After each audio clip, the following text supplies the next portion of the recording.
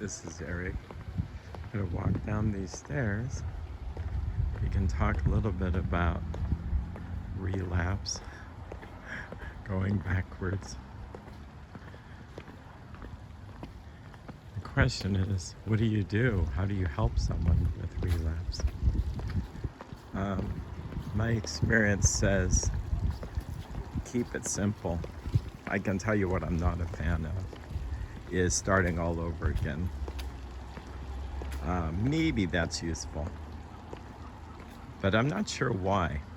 I would look at what did the person do that didn't work.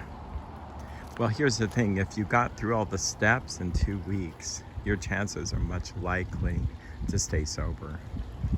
But say like there is a relapse after that. My guess is that the person hasn't been doing step 10 and 11. That's simple. That there's something that they're not, or there's a 9th step amends they haven't done.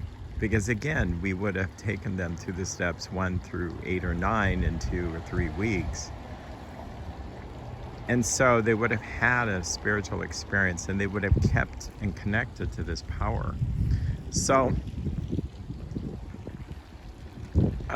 also on the page 84, and this is after the promises. This is after steps 10. Step 10 is we've ceased fighting anything or anybody, even alcohol or lust or food or spending or gambling or fixing others, drugs. For by this time sanity will have returned. Will seldom be interested in liquor or your drug of choice. It says we react sanely and normally, and that this has happened automatically. We will see that our new attitude towards liquor or any drug of choice has been given us without any thought or effort on our part. That is the miracle that we're not fighting it, neither are we avoiding temptation. We feel as though we've been placed in a position of neutrality, safe and protected. We have not even sworn off. Instead, the problem has been removed.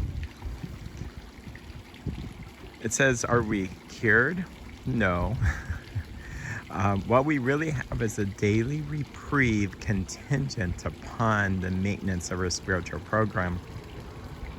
It says, remember, alcoholism or your drug of choice is cunning, baffling, powerful. Without help, it is too much for us. So what do I need to do every day? Connect with God in steps 10 and 11 and combine that with my faith tradition. And then it'll all work out. Yep. So that's how I deal with relapse. And the other way is where it's so drug out, the person relapsed because they didn't do the rest of the steps. And remember that the original 12 steps were actually 4 steps.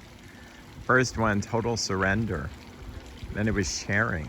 We shared our defects one to another, our problems with others and God, and we surrendered our lives. And then we made amends or restitution, and then we sought God's guidance in everything. But that's what Oxford groups did. So it was simple. And the more complicated and drawn out and workbook it becomes, I think it's less effective. But it's not that workbooks are bad. I know many people have completed lots of workbooks. Anyway, you take care. Have a great day of recovery.